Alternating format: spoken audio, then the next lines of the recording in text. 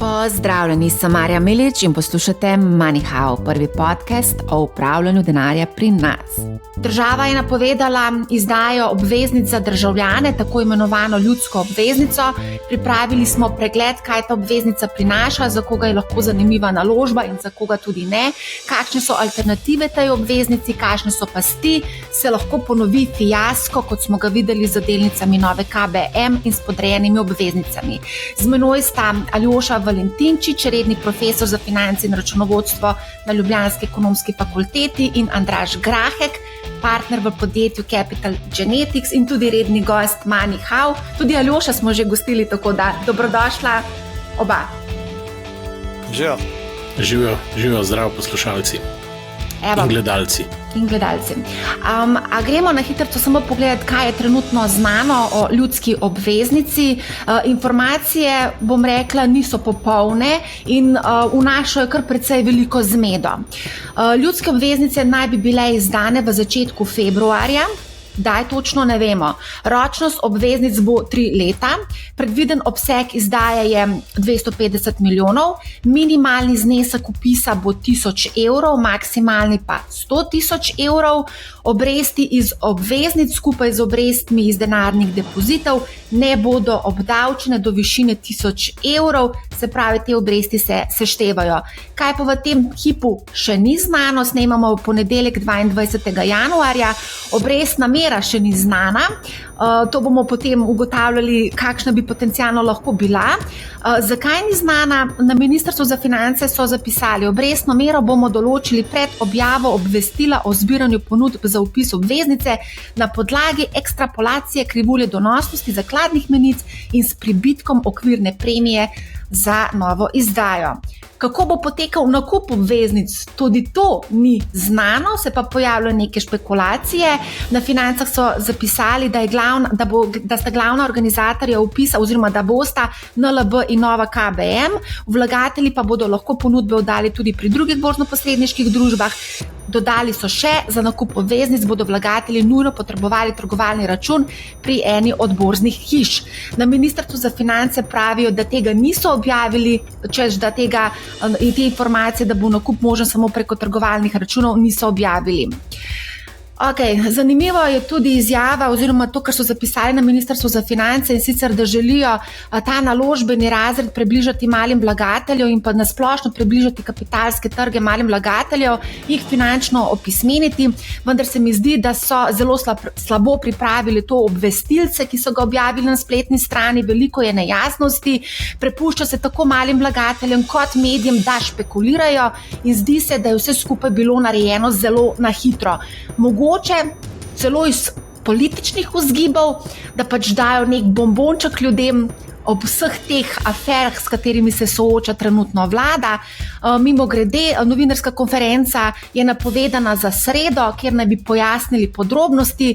Govori se tudi to neuradno, da je informacija o izdaji narodnih obveznic prišla v javnost prehitro in da niso bili ustrezno pripravljeni na to. Skratka, če pogledamo, Aljoša, če pogledamo, naprimer, kako je Hrvaška objavila to izdajo narodnih obveznic, vidimo, da so tam informacije zelo, zelo bogate, celo navedli so, kolikšna naj bi bila minimalna možna ta obrestna mera, povedali so v sporočilu za javnost 3,25, na koncu je bila 3,65, da ne govorim o vseh dodatkih, ki so jih objavili, vse obvestilo o končnih pogojih izdaje, dodatek javnemu povabilu, javno povabilo k vpisu obveznic, bistveni elementi za vpisa za fizične osebe. Skratka, informacij bistveno več kot pa pri nas. Aljoša, izvoli. Ja, lep pozdrav še enkrat vsem skupaj. Torej, ideja ljudske obveznice je, kot ime pravi, da gre za inštrument, ki bi ga ponudili ljudem na splošno, ne samo tistim, ki so že sicer aktivni na kapitalskih in finančnih trgih. Ti ljudje verjetno imajo in maso prihrankov manjšo kot profesionalni investitorji in tudi znanje trgovanja je manjše kot, pa tisto, kar ste prej rekli, finančna pismenost, da je manjše kot pri recimo teh profesionalnih investitorjih. Zato je nujno, da se informacije objavljajo transparentno, torej hitro in na način, da bojo čim širši krog uporabnikov tudi razumel. Tako kot si rekla, ne, Marja, na Hrvaškem je ta stvar bila narejena tako, da so ljudje si lahko prebrali, se informirali, razmislili, imeli dovolj časa za razmislek in potem se odločili, da bodo investirali ali ne. In tako da ta argument zdaj, da zmeda gor in dol, jaz mislim, da bi dovolj časa je bilo, no, da bi se te stvari lahko pripravili, vsaj v okvirno dovolj naprej. No, tako da... Mogoče samo še to za dodatek. Ta ideja o izdaji narodne obveznice ni od včeraj. Napovedana je bila že za jesen in se je potem prestavljala očitno na začetek februarja letošnjega leta. Andraž, še ti imaš kakšen komentar nad... Ja, jaz imam spet tak občutek, da spet malo izumljamo toplo vodo tam, kjer tega ne bilo potrebno narediti, zato ker pač recimo kar velike praks, ne samo na Hrvaškem, tudi po Evropski uniji, kjer so posebno prilagojene dolžniške izdaje državne zakladnice, da ljudje dobesedno varčujejo v tem, sploh Italija ima zelo dolgo zgodovino recimo tega, ne, stvari so relativno enostavne na koncu tečene in jaz bi nekako pričakoval, da če se tega lotiš, da vidiš to kot nek prvi korak k nekem širšemu okviru, ki bi ponudil državljanom neke alternative tudi za varčevanje, ne mogoče samo preko bančnega sistema, nekaj primarni, bom rekel, akumulator ali kako bi temu rekel prihrankov, ne, v slovenskem finančnem sistemu. Ne. Zdaj, stvar je zelo enostavna. Če se spomnimo, ne, država je bila neko bitko za bankami zaradi visokih dobičkov, ki pa iskreno povedano so, če danes to pogledamo, predvsem posledica tega, da je ogromno presežnih denarnih sredstev, ne vem, če ne rečem varčevanja državljanov, sedi na računih pri bankah in seveda banke v tem trenutku so deležne, tako bi rekel, teh dobičkov ali pa ekstra dobičkov ali pa pozitivnih učinkov, če hočemo biti bolj diplomatski, monetarne politike, kjer pač ta sredstva avista dejansko čez nočno vežejo za 4%. In zdaj najbolj logično bi bilo, da bi takrat rekli, lejte, na nek način to subvencionirajo državljani zaradi posebnega strukturnega položaja, bi jaz rekel, slovenskega bančnega trga, kjer dve banke res praktično dominirata, pač to je moje mnenje, v smislu, da imata bistveno nižje stroške, kot pa mogoče druge banke, ali pa najnižje stroške, no, dajmo tako reči. In pač to se je zdaj pač nekako, rekel, tako tipično fermentirali nek časa, dokler ni malo tudi zaradi javnosti prišlo, a vi pa nič ne boste naredili, ne. Torej, se mi zdi, da je malo taka zgodba, no, ratala iz tega, ne. Ja. Jaz se bojim, da je to zelo pomemben del, zakaj gremo zdaj v to izjavo, v to izdajo. Vse informacije, vse, kar imamo do zdaj, dejansko kaže v to smer. Ročnost izdaje je zelo kratka, način izdaje je nepoznan, torej celoten obseg izdaje je relativno nizek in tako naprej in tako naprej. Tako da A lahko mogoče sam za začetek pojasnimo, kaj sploh je narodna obveznica in zakaj so postale tako zanimive? Izdali so jo v Belgiji, v Španiji. V Španiji smo lahko videli, da so ljudje dobesedno fizično stali pred Narodno banko, zato da so opisali te obveznice, ampak to se vse dogajalo v lanskem letu. Na Hrvaškem so imeli uspešno izdajo, celo v Severni Makedoniji bila izdaja uspešna. Zakaj, kaj se je dogajalo lansko leto? In mogoče zanimivo vprašanje, ali smo mogoče v Sloveniji zamudili idealni timing za izdajo. Okay. Torej, na strani varčevalcev v Sloveniji je problem ta, da imamo na bankah 27 milijard denarja. Ta denar, to je kapital, ki ni produktivno naložen. Zato iskati načine, kako ta kapital produktivno naložiti, je, bi rekel, nujna naloga posameznikov, ampak tudi države kot take. Zakaj na strani države kot take? Vsaj dva razloga tukaj noter vidim. Prvič, mi imamo premalo torej finančnih produktov varčevalnih, ne varčujemo, za pokojnine mislimo, da bo vse država poskrbela in ne varčujemo za pokojninske namene in tako naprej. Drug razlog, zaradi česar je bilo treba to nekako poriniti naprej, jaz mislim, da imamo v Sloveniji cel kup infrastrukturnih in podobnih idej, ki recimo temu, da se nekje na strani države projektirajo, in bi potrebovali kapital. In zdaj bi bilo fino, če bi neproduktivni kapital, ki je na bankah bil, dali nekam, kjer bi bil torej, do neke mere produktivno naložen, magari z državnimi garancijami in tako naprej, in bi lahko izvajali projekte, ki bi na daljši rok potem prinesli gospodarsko rast in večjo blaginjo za prebivalce, za državo in za podjetja. to je ta frame, v katerem jaz razmišljam tukaj. Se pravi, je tudi en način, da država financira svoj javni dolg preko izdaje teh obveznic, se pravi, da aktivira, tako kot si ti rekel, depozite vlagateljev, ki so se kar precej nakopičali v bankah, ne? Mislim, ja, torej lahko gre za javni dolg, ampak jaz bi rad poudaril, da ni samo financiranje javnega dolga, gre recimo, da bi vezali na nek tunel, recimo pod Vršičem, ne? Skratka, velik infrastrukturni projekt, privat kapital je verjetno preveč tvegan, da bi šel to. Mi vse čas starnamo, kako bi treba povezati te doline med sabo in evo, tukaj je bil krasen projekt, ko bi se lahko ta stvar aktivirala. Mogoče tudi še ena dodatna stvar, ne? Slovenska država vseeno se zanaša tukaj, ali pa rekel, ima koristi, zato ker je pač naša država del evroobmočja, ne? In smo pač na tem evrskem dolžniškem trgu, ne? Če bi na neki točki, bom rekel, se morali zanašati samo na lokalne institucije, če pogledamo, ne vem, njihova celotna sredstva v upravljanju, te niti približno se ne približajo zneskom na depozitov, ki jih imamo na bančnem računu. In ta del varčevanj je dejansko neproduktivno naložen. In zdaj trditi strani države, zato ker se malo ljudi v to noter vključuje, se nam pa s tem ne da ukvarjati, ne vem, so manjše izdaje, več je dela s tem, je po mojem zelo kratkoročno gledanje na stvari. In zdaj tukaj je več koristi. Eno je diversifikacija različnih virov, eno je krepitev lokalnega, rekel, finančnega trga, ki lahko, bom rekel, tudi več pozitivnih učinkov je. No?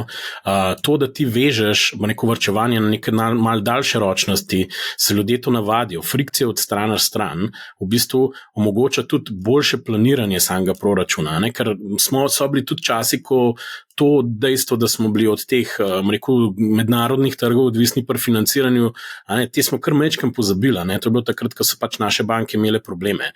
S tem na nek način tudi iskreno povedano malo stimuliraš konkurenco na bančnem trgu, zato ker če recimo rečemo, da imajo prve 3 banke praktično 70% tržnega deleža, to, da država v bistvu stimulira, da se prihranki tudi na nek enostaven način lahko plasirajo, v okviru, to je praktično, vi imate tukaj triato do države, zdaj to je neka ekvivalentna, pozicija, kot jih imate, ko imate, ko v bistvu na depozitu ali pa na bančni vlogi v bistvu nekim plasirate ali pa sploh vežete denar. Pa je pa še tretja stvar, ki je, v bistvu, če bi država tukaj zelo pametna, bi sama zagotovila sekundarno likvidnost za vse te vrednostne papirje in bi se hitro začeli primerjati praktično z nekimi vlogami na odpoklic, zaradi tega, ker to res ni težko. Dokler so, recimo, kaj pa je 250 milijonska izdaja za eno zakladnico, ki se dobesedno ima na računu, ne vem, 3-4 milijarde ali nekaj takega, itak ima pa v ozadju cel sistem v bistvu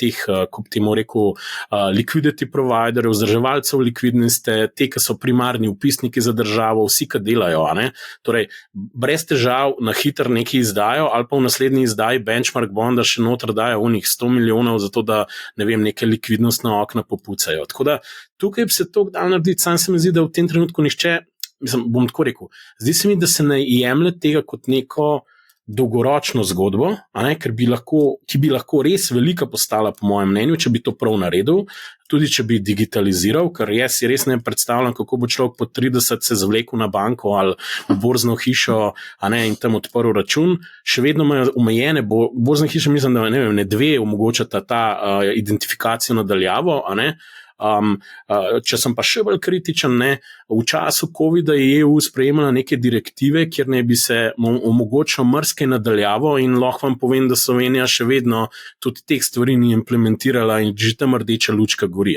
Toliko o tem, koliko mi v moderni dobi živimo. Zdaj pa, samo da zaključim še mogoče tudi odgovor, zakaj se tega ne dela, ker ni treba. Pač ker so nas zasuli s cashom finančni trgi in zakaj bi se zakladnica ukvarjala z, rekel, tako vsem high frequency projektom, ki ga je treba skupaj sestaviti. Tako pa, uskogledno, kratkoročno politično razmišljanje, če že moramo. Okay. No, na Hrvaškem so napisali, da bo možno tudi elektronski vpis. No, pri nas niso napisali niti, da kakšen način bo možno vpisati. Mogoče to, kar sta prej omenjala, aktivacija teh depozitov, pri nas na naših bankah je, tako kot je Aljoša rekel, 27 milijard, če upoštevamo še tuje banke, kjer imajo Slovenci naložen denar, jih je skupaj 29 milijard. Izdaja je v primerjavi s tem denarjem, ki se vala na računih 250 milijonov, je zelo malo, tako kot si rekel Aljoša. Mogoče še ena zadeva, minister za finance je za Bloomberg TV pred časom, pred novim letom povedal, da se je pogovarjal z belgijskim ministrom za finance in je povedal, da so želeli v to izdajo ravno s tem namenom, da se spodbudi ljudi k temu, da premaknejo denar iz depozitov v te obveznice in da ni bilo tako zelo uspešno, kot so predvidevali.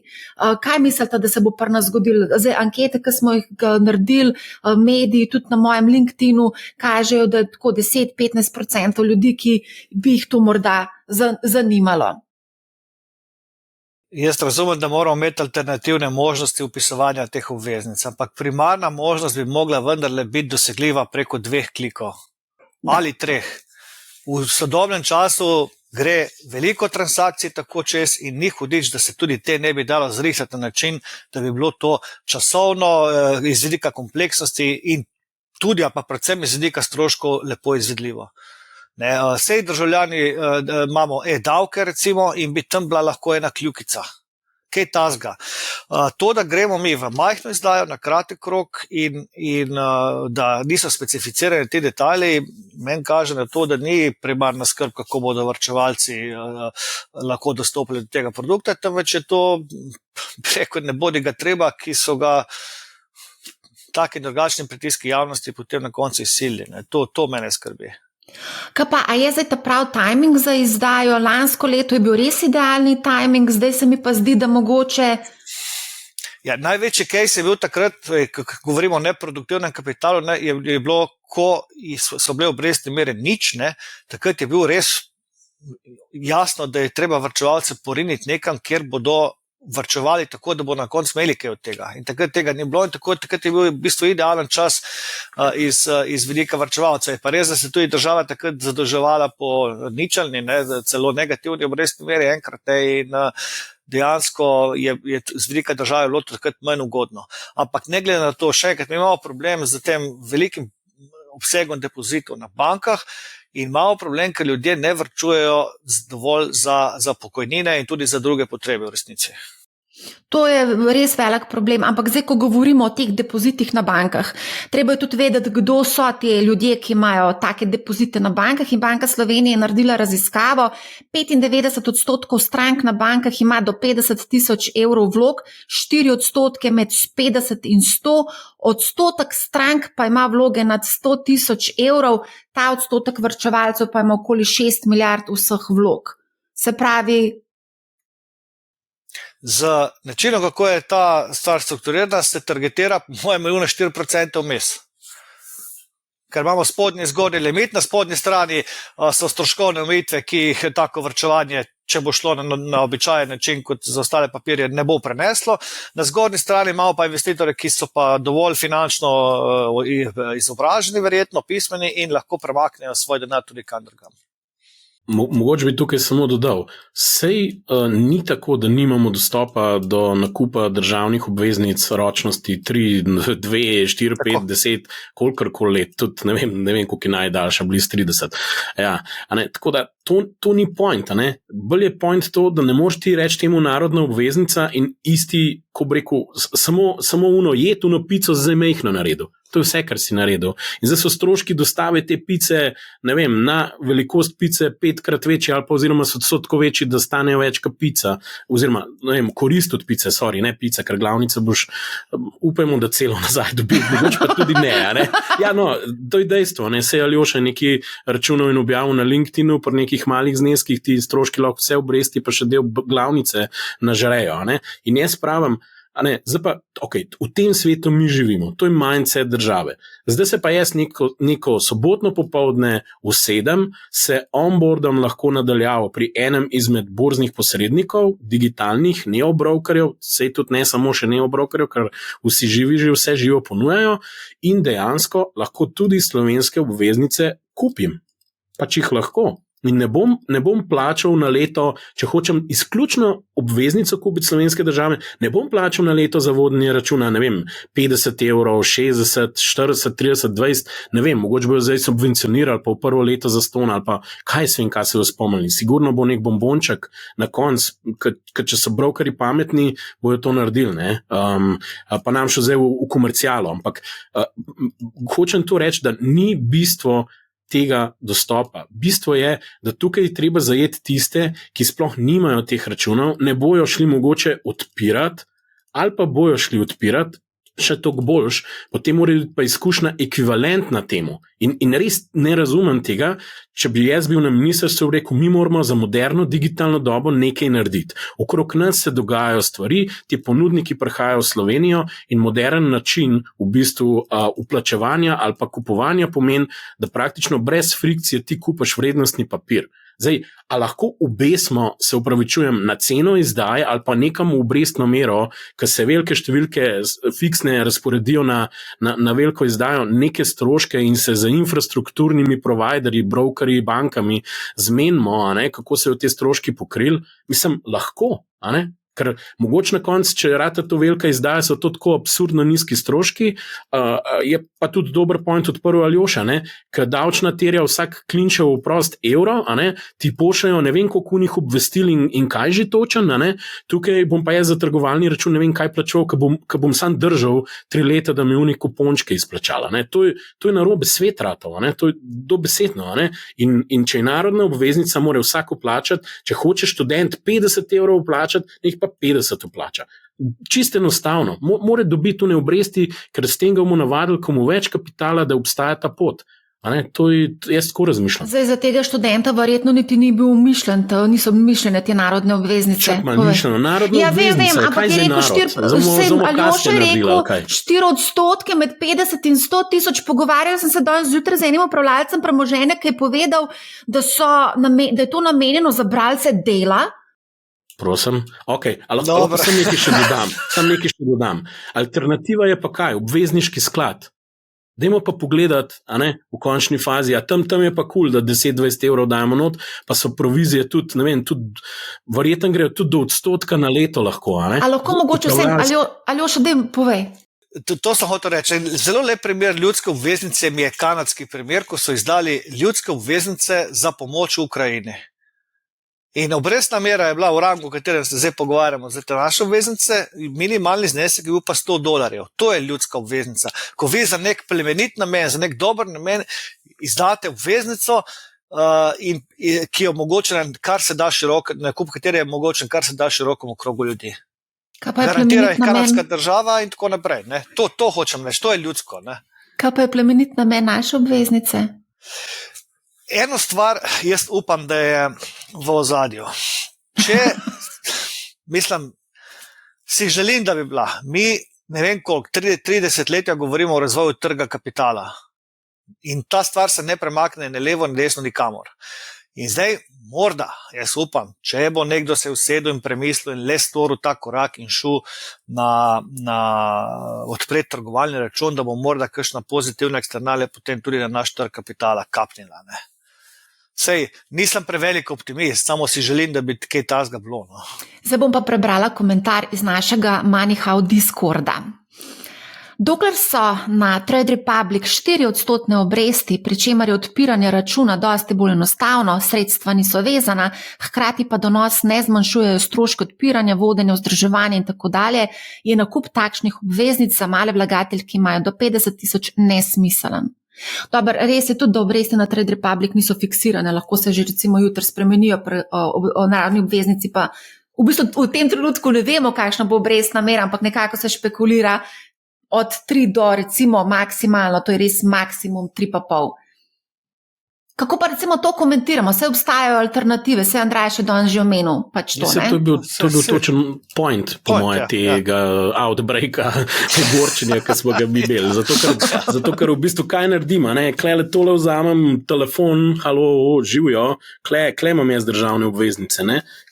Zakaj bi šel na banko, zakaj bi, pa še drug štos je, tukaj pač, tukaj v bistvu govorimo o, dajmo reči, ne vem, karkoli pa že, o vlogi, ki je na Trade Republic ima zdaj bančno licenco, je ekvivalentno, kot da bi NLB na vista sredstva ponudila 4%, recimo, In zdaj se vsi sprašujejo, zakaj je to možno. Mislim, zato, ker je poslovni model popolnoma drugačen enega NLB-ja pa enega Trade Republica.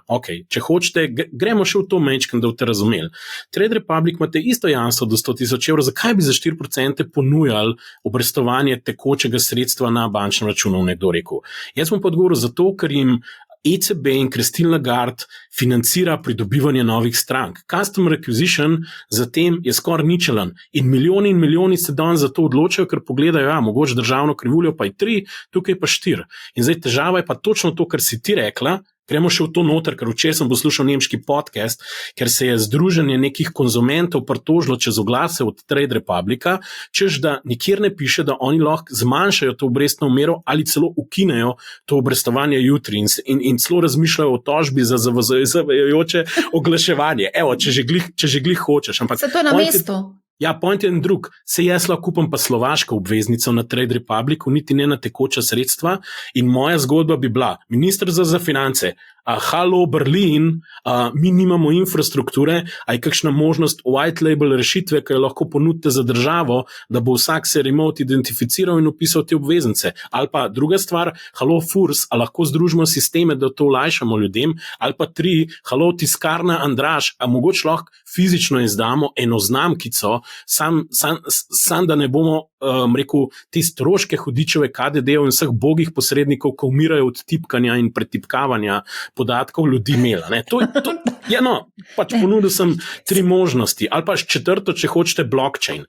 Dajmo na blockchain, boš žetonček dobil in to dokazoval, da si imetnik in imaš ekonomsko pravico do kupona in vračila glavnice. Lahko še nadaljujem, če hočeš. Ne, vse v redu. A gremo lahko prosim sam na tole, ker smo na začetku rekli, da bo možno nakup to, kar so finance pisale, da bodo nujno potrebovali trgovalni račun pri eni od borznih hiš. To pa je zelo pomembno, ko govorimo o investiranju v te obveznice, ki imajo relativno nizek donos in vsak strošek v bistvu znižuje našo donosnost.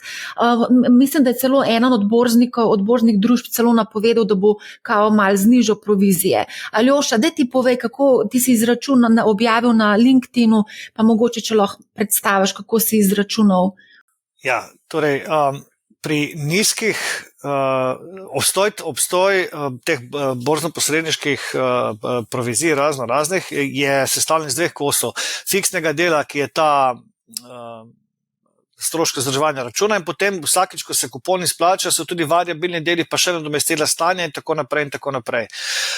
Plus davki. Davki pridejo noter nad 1000 evrov obresti.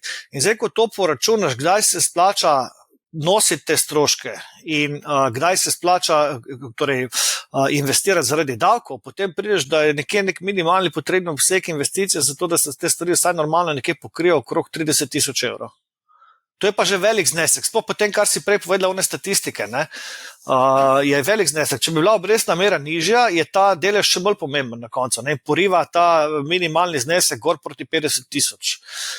Tako da v to smo mi ujeti. Zdaj, nič nismo povedali o obrestni meri. Zdaj, tudi na Ministrstvu za finance niso nič napisali, to je trenutno neznanka, mogoče bodo v sredo na novinarski konferenci kaj več povedali, ampak ko se pogovarjamo za upravljalce premoženja, za poznavalce tega trga, imajo nekako predstavo, da tam do 3,5, max, že 3,5 je zelo veliko. No? Jaz ne verjamem, da bo 3,5. Koliko ti misliš, da bo? Zgornja meja se mi zdi po teh številkah, zdaj, ki so nekje na mizi, tam 3,25 maksimalno. Ampak, kot pravim, raje manj kot plus. Torej, mislim, da je zdaj 3-letna državna obveznica, mislim, da je 3%. Kakor sem gledala na zadnje. Se pravi, Ja. tukaj je verjetno neka premija, ki je treba uračunati, zaradi tega, ker gre za narodno obveznico. Ne? Pravijo, da 10, 20, 30 bazičnih točk. Se pravi, smo da tam pri tvojih 3,25. Ne? Ja, samo jaz ne bi stavil na to, da bo država zdaj, ko se lahko zadolžuje po nižji obrestni meri, normalno na tujih trgih, lepo kar naenkrat reka, zdaj bomo pa mi zavestno šli v to, da bomo dali v navednicah subvencija za domače varčevalce v višini 0,25 točke. Ne vem, si ne predstavljam, da velja tak mindset. No. Mogoče gre pa tukaj za subvencijo borzno-posredniških hiš, preko katerih se bo očitno moralo to pač delati. Ne? Možno. Andraž, kaj pa ti misliš? Mislim, se je stvar enostavna, če pri zneskih par nekaj tisoč evrih gre vse za stroške, pol se res lahko sprašuješ, where did the money go, ne?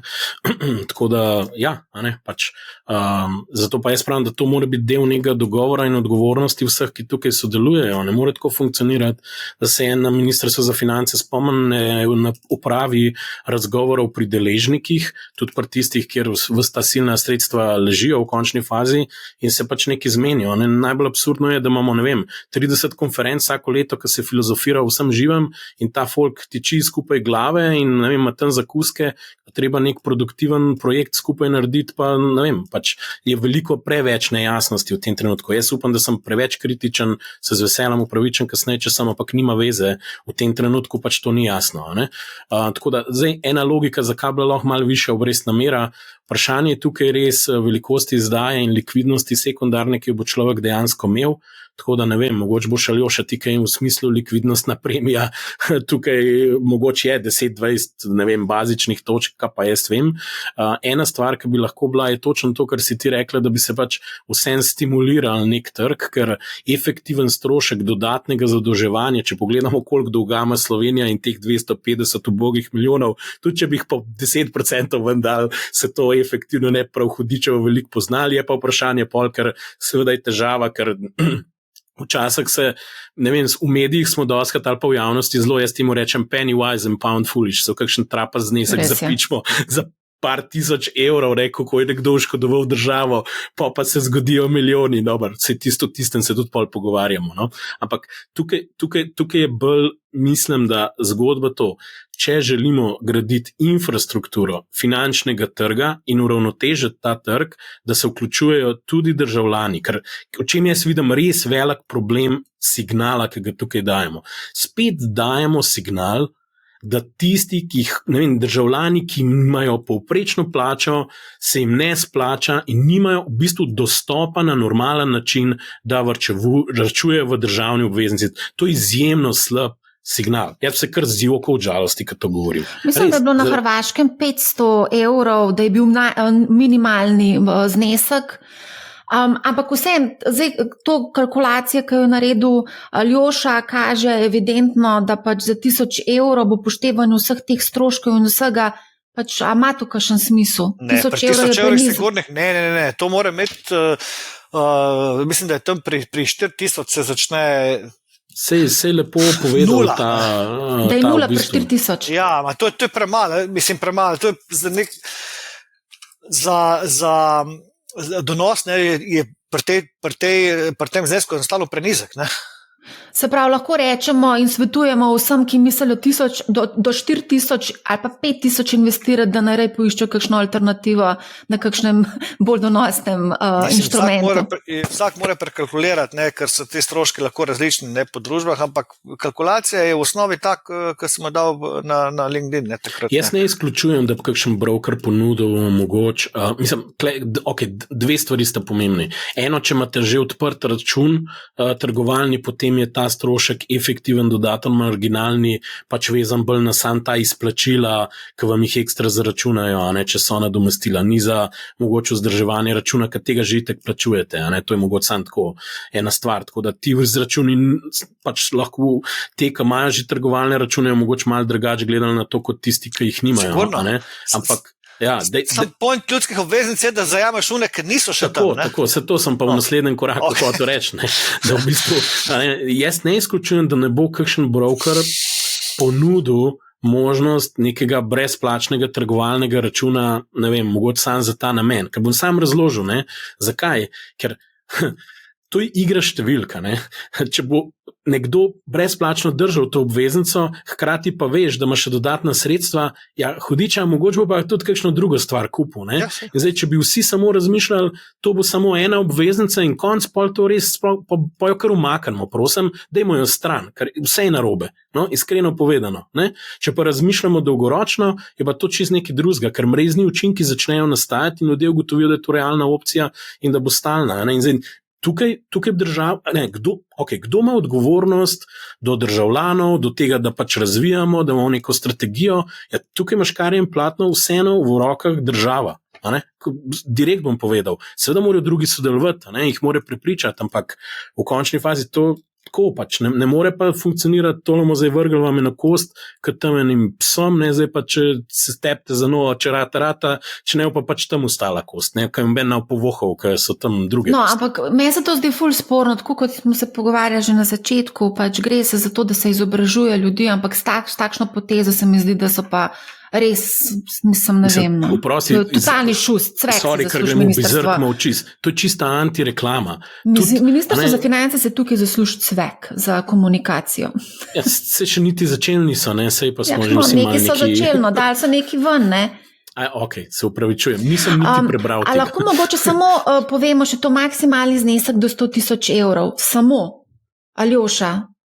Mene ne moti maksimalni znesek do 100,000 evrov, če je bila to ta prava ljudska obveznica. Torej, če bi šli v veliko izdajo na 10, 15, 20 let, potem bi rekel, ok, razumem, v čem je point in je fino. Ampak teh do 100,000 je, kot smo rekli, za un segment relativno nizka cifra, ne? Na spodnji meji imamo pa zaradi stroškov spet, ki so potrebni nekaj 10,000 za to, da se zadeva stroškovno splača. Tako da ta limit, kontradiktoren je sam s sabo, no to hočem reči. Za male ljudi je itak previsoko, za une, ki so pa profesionalci, pa to majhen znesek. Ne? Ja, se te profesionalci se niti niso hoteli pogovarjati o tem, ne, predzveze, gremo dalje. A lahko mogoče vsem povemo, za koga je pa ta obveznica lahko potencialno zanimiva, ne? Kdo bi to obveznico lahko vključil v svoj portfelj? Pa da bi bilo ok, se pravi, verjetno te konzervativni vlagatelji z večjimi zneski predvidevam, ne? Ki imajo večje depozite na... Ampak tudi recimo ljudje, ki so tik pred penzijo, ne? Recimo je tak primerni inštrument za to. Kratkoročen je, varen in potem po življenjskem ciklu nekako je premik od varčevanja iz bolj tveganih k manj tveganim oblikam nekako smiselen za te ljudi. Ne. Tudi, če gledamo na generalno iz vidika korelacije za nekoga, ki ima velik portfelj, delnice in obveznice so ponavadi, ne vedno, ampak ponavadi v negativni korelaciji. Negativna korelacija je nekaj, kar prenaša dobre učinke v portfelj. Tako da so segmenti, kjer je to smiselno in kjer se to splača narediti. Andraž, kaj pa ti misliš? Ja, se bi težko nekaj bistveno dodal pač. Mogoče lahko da daš, za koga ni primerna. Dobro, smo že skoraj vse povedali, da smo kaj izpustili, iskreno povedano. Ja, kaj pa te recimo mladi, ki so, ne vem, v 30-ih, 40-ih recimo, iskreno povedano, vrčujejo dolgoročno za penzijo. Ja, dobro se rekla, vrčujejo, ne. Če bi bili zneski, ne vem, 100 evrov in bi bilo to stalna vaja s temi državnimi obveznicami, bi rekel super, ne. Država ne še vrčevalna načrt odpre celo krivuljo v bistvu za državljane. Jaz že vsakega koncepta enkratne obveznice pravzaprav ne razumem, ker lahko ga, ne vem, skoncentriramo na neko lokal-patriotsko dejanje, ne, razumeš, in pa smo zaključili, dajmo to malo več narediti, ne. In ja, primeren je, tako kot je rekel Aljoša, torej, treba je poštevati stroške, tako da zneski, tudi če v kakšni popusti ali pa že kaj imate, bojo hitro 10-20 tisoč evrov in več, nekaj 10,000 evrov verjetno, ne. Pol boste že hitro se začeli spraševati, koliko dobim zavezan depozit pri banki recimo, ker če je likvidnost zelo majhna, pa boste težko to v bistvu naučili, ne bojo banke hitro rekle, jo pa kaj se matrate, gospod, gospa, ker verjetno se je bolj s takimi nažalost pogovarjali, ker ne predstavljam si, ko nekdo mlad po 30 mu nekaj 100,000 evrov tam, oziroma če jih ima, verjetno ga itak ne zanima taka oblika. Mogoče bi ga zanimalo v tem smislu, imam denar tukaj, pa čez 3 leta, 2-3 leta, ne vem, bo mogel nekaj plačati ali pa kupujem nek stanovanje, pa tja malo parkiral. Ampak tako kot si sama rekla, odprl bo neko platformo, gotovo bo, ne vem, da je pač tam neka neobanka. Slišali smo tudi, da N26 naj bi začela ponujati različne možnosti, tako da Revolut in drugi, tako da mogoče boš imel vsak mesec možnost nekaj vezati in malo predstavljati in to v relativno hit. Stroški so pa, mislim, iskreno povedano, na en stran NLB ne ponudi neke recimo širše opcije, pa gre kaj do zakladnice pa reče, lej, mi imamo vse, kar rabimo, dajmo nekaj narediti, ne? Po drugi strani pa, jaz, ki sem komitent v soboto, nakažem na N26, ki tam pač nek račun, je pa v eni sekundi gor denar. A ni to nekaj neverjetnega? Mislim, amazing, ne? Tako da to je super reklama, ali kva že točen, ne?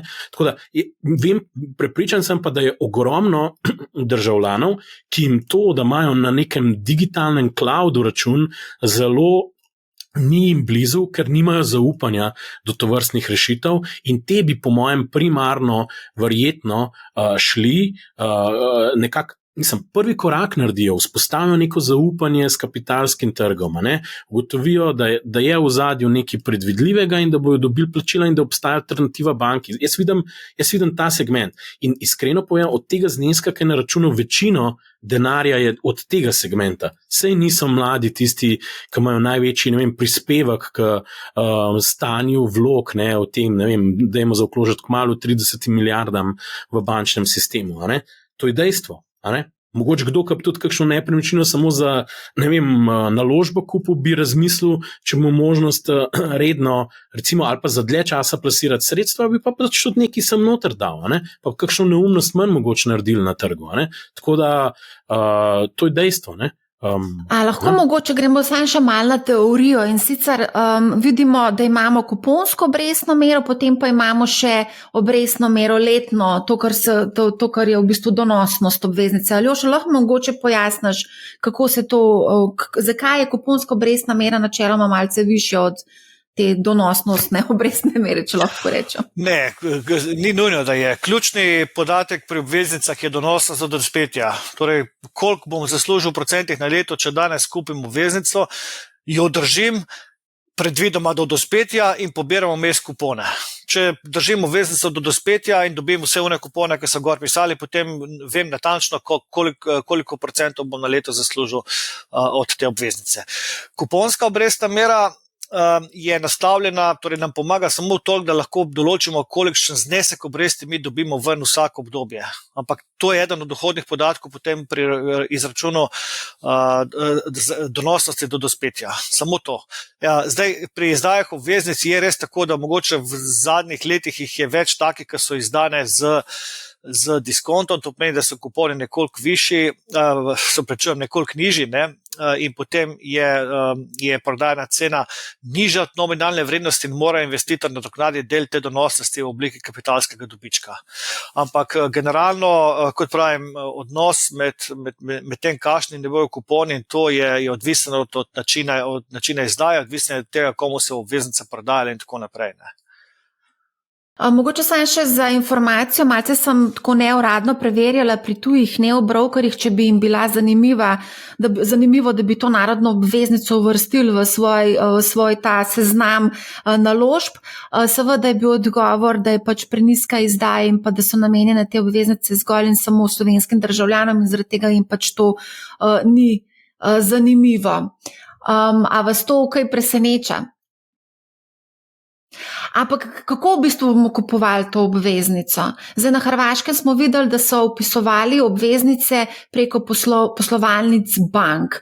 Pri nas pa v bistvu, ne vem, zdaj Finance so pisale, da bo treba imeti trgovalni račun pri enem od verjetno slovenskih brokerjev.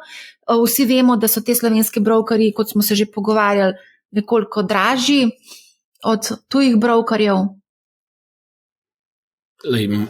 Mogoče samo tako. Mislim, da je treba malo razložiti akt, kako poteka izdaja. Sam tako, ne bom preveč zakompliciral.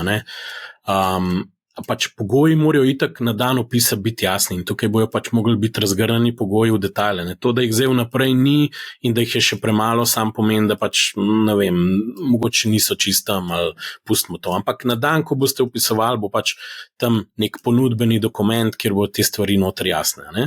Zdaj, v ponudbenem dokumentu je tudi zapisano vse, kje lahko opisujete, na kakšen način opisujete, kakšne, ne vem, dokumente morate izpolniti in to bo vse v bistvu dogovorjeno. In recimo en tak dokument, da imamo reči upisnica, ne vem, vsakič se izmišljuje, kako dajo ime temu klinčevemu obrazcu, oprostite, a recimo temu upisnica in na upisnici boste vi rekli, jaz, Andraž, želim vplačati toliko pa toliko pač državnih obveznic za tak znesek in boste se podpisali. In to je načeloma zavezujoča upisnica. Zdaj pa, ko se zbirajo v bistvu ta naročila in bo neko okno, ko se bojo lahko upisovali noter, zdaj tako, načeloma bi lahko mi upisali in še ne bi imeli v tisti točki trgovalnega računa, ampak nastal bi zaplet zaradi tega, ker poravnava ne bi bila možna. Torej, vi ne bi mogli prejeti obveznice, ker nimate naslova računa, kam se te obveznice, te papirji v bistvu knjižijo. Torej, posetlajo, poravnajo, se temu reče po slovensko.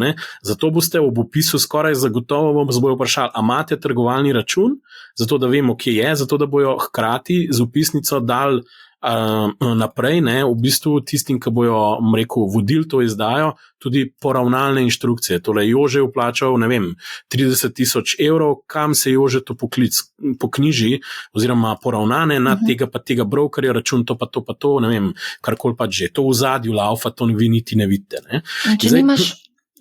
Če nimaš, bo po mojem mnenju tam obrazec za odpiranje računa in ga boš lahko odprl tam, kjer boš to upisoval. Zdaj, če je to nova KBM pa NLB, domnevam, da bojo njihovi oddelki borznega posredovanja se dogovorili s svojimi kolegi, da bo možno eno upisno mesto, kjer se bo tudi v bistvu, eno mesto, kjer se bo v bistvu, oziroma kar zraven bo že nekako vključen odpiranje računa. Ko se je organizirali, je dobro vprašanje, in to se je že uskladili. Torej, vi boste hkrati mogli odpreti tudi trgovalni račun in najverjetneje, da ga boste tam, kjer boste upisovali, ker se ne predstavljam, da boste tekali nekam drugam, pa upisovati k NLB-ju, ker pa bomo še bolj zakomplicirali. Pol vemo, NLB pa NKBM, ko so finance pisali. Lahko pa tudi določeni brokeri, ki omogočajo danes tudi identifikacijo nadaljavo in odpiranje računa nadaljavo, bojo pač tukaj, rekel, se pozicionirali na tak način, kjer bojo te uporabnike, ki se jim ne da s tem ukvarjati, probali nagovoriti tudi s kakšno posebno akcijo, zdaj ne bomo v imeni govoril, ampak mislim, da je dve borzne družbe zagotovo to omogočata, po mojem mnenju tudi slovenske,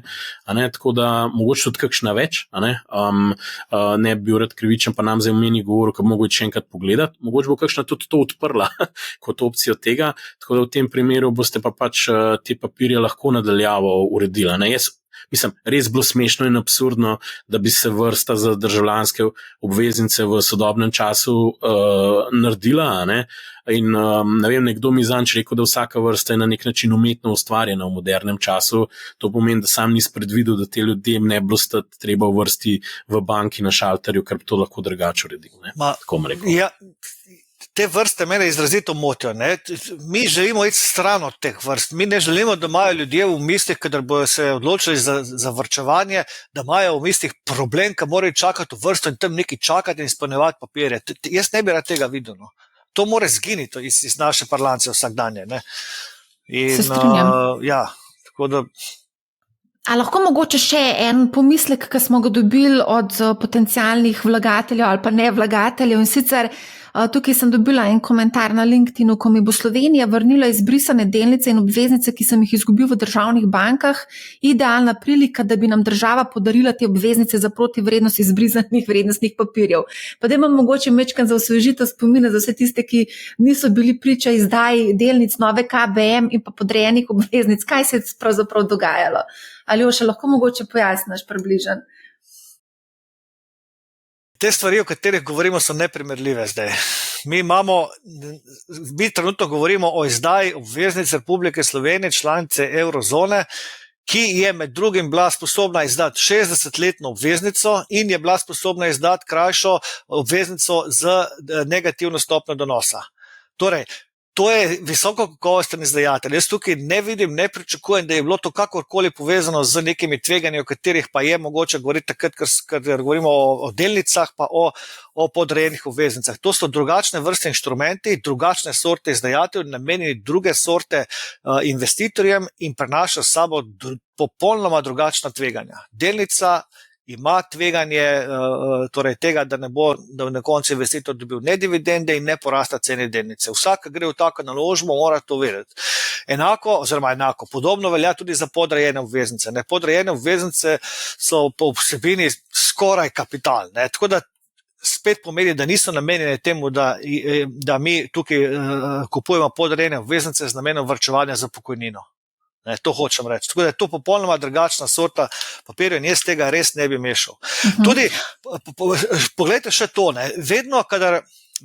pogosto, kadar govorimo o tem, zakaj slovenski trg kapitala ne zaživi, sem se opekel točno pri teh inštrumentih.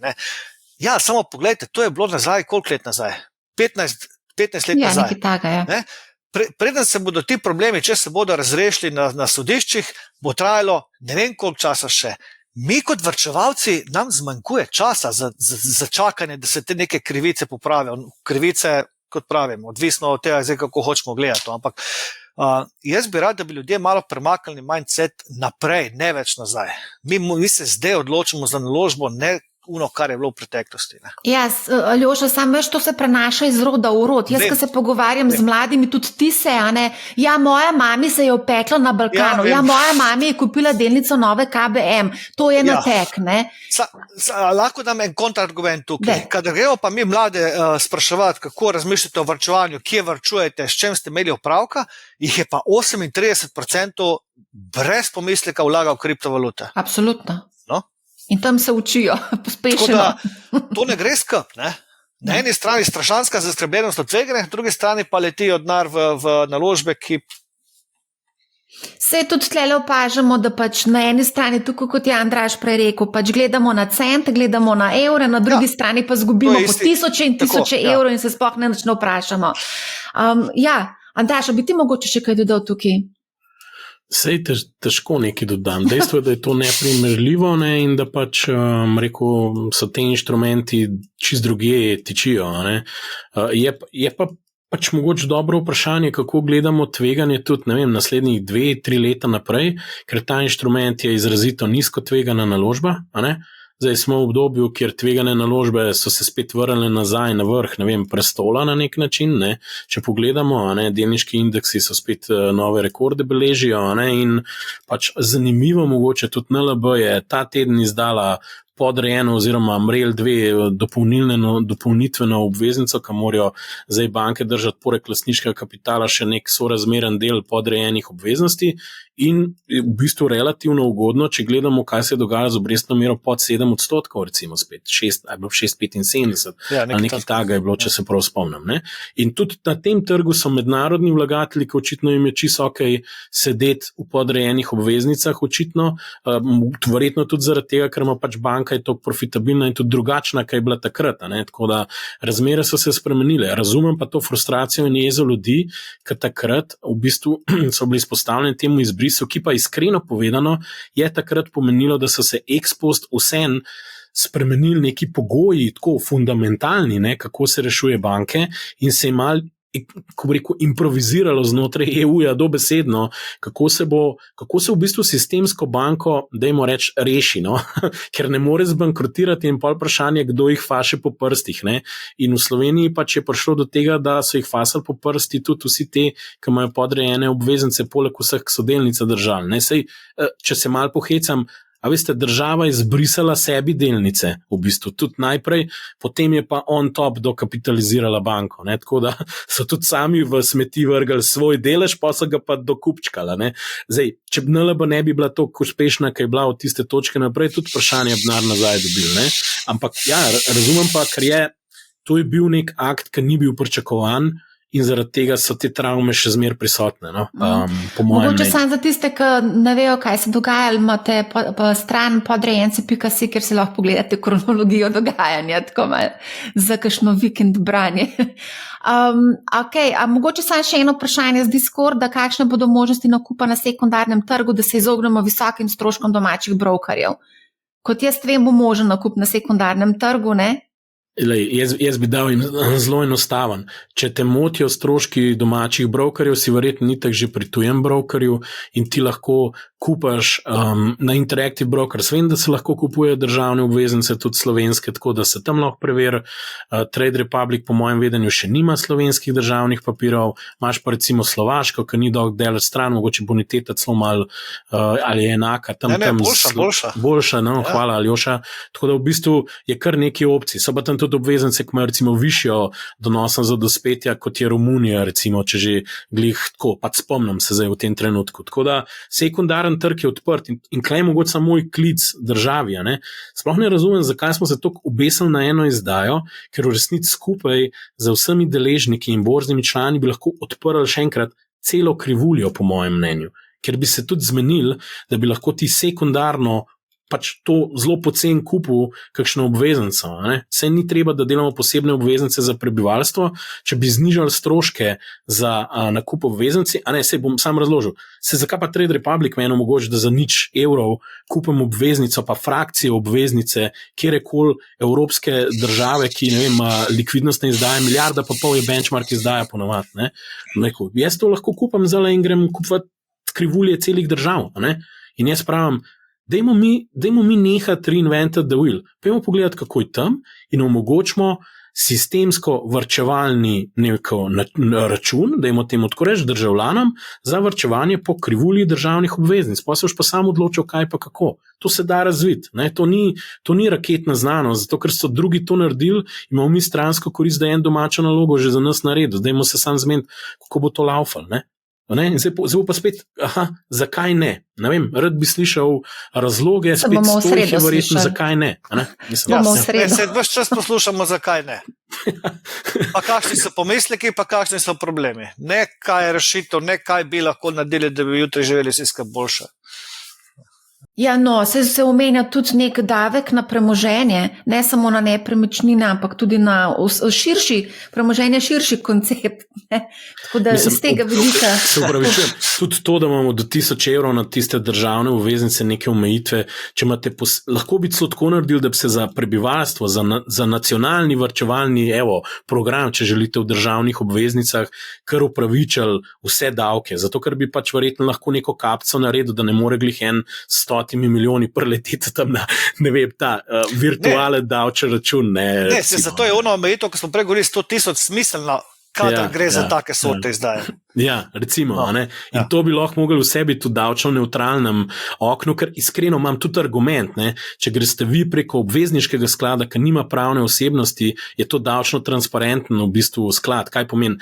Sklad ne plača davkov na kupone, zakaj bi jih zdaj vi plačali, pa vam jih tudi na koncu ni treba, če v 20 let držali tudi kapitalskega dobička plačati. In sploh ne razumem države, zakaj moramo to kolovratiti za ljudi, ki varčujejo še za dodatno pokojnino, ka Bog si ga vedi, koliko jo bomo imeli že v štartu. Tako da čas je zdavnej, da odpremo in damo poseben status za široko varčevanje za pokojnino, ker pravice, oziroma drugače rekel, potrebe za financiranje vseh živih blagajn samo še rastejo. In to, da ne stimuliraš tega zraven, si res, mora biti nekaj narobe s tabo, če razmišljaš več, kot 3 leta naprej, dajmo tako reči. A mogoče lahko samo še to omenim, recimo preverjali smo koliko je trgovanje s temi narodnimi obveznicami v Makedoniji pa na Hrvaškem, pač s tem se ne trguje, to ljudje, ki kupijo, držijo do dospetja. To je tudi načeloma tako običajna praksa, ne? Ja, namen za pravo ljudsko obveznico je to namen, ni namen trgovanja. Ja. Bi pa jaz vsem gledano, a bi pa res rabo trgovalni račun imeti, bi se to dalo drugače urediti? Ne, ampak dalo bi se sigurno drugače, samo vse Andraž povedal, kje tiči pri postopku nakupa vrednostnih papirjev zajec v grmu. Mislim, meni je ta ideja e-davkov so mi zelo Ti všeč, blizu. ne? Tudi recimo, to je bila ena stvar, ki se je meni porodila. Ti mogo samo en front office digital tool imeti, ki bi v bistvu pol z backendom se povezal in je to to. Ampak vse smo ga imeli. Mi smo v obratni smeri dobili one turistične bone preko v bistvu e-davkov. Tako, ja. To je point. Rešitev, po mojem, tukaj obstaja, samo minus je treba dati, pa je rešeno. Ja, se mogoče nas bojo pa vse šokirali, pa je v sredo to povedali. Mogoče držimo pesti. Ja. Okay. Za konec, ali boste vidva investirala v ljudsko obveznico? Jaz nimam presežnih denarnih sredstev, da bi to naredil v tem trenutku. Jaz ne bom investiral, zato ker mi pač ni to toliko zanimivo, niti ne želim denar za 3 leta plasirati, ne. Oziroma bom čisto odkrito povedal, imam odprt račun tako na Trade Republic kot na Interactive Brokers in iskreno povedano menavte. A veste, kdaj sem bil zadnjič na banki? A hočete vedeti? Da sem račun na banki zapiral, pa še to so mi otežili blazno. Iskreno povedano. Jaz iz protesta, ko so mi poslali, da moram fizično priti na banko zapreti račun, sem rekel, da oprostite, živimo v 21. stoletju in če ne moram zapreti računa na banki, nadaljavo ga ne bom zaprla. In še to, veste, zakaj me bojo spet zalekali v banko?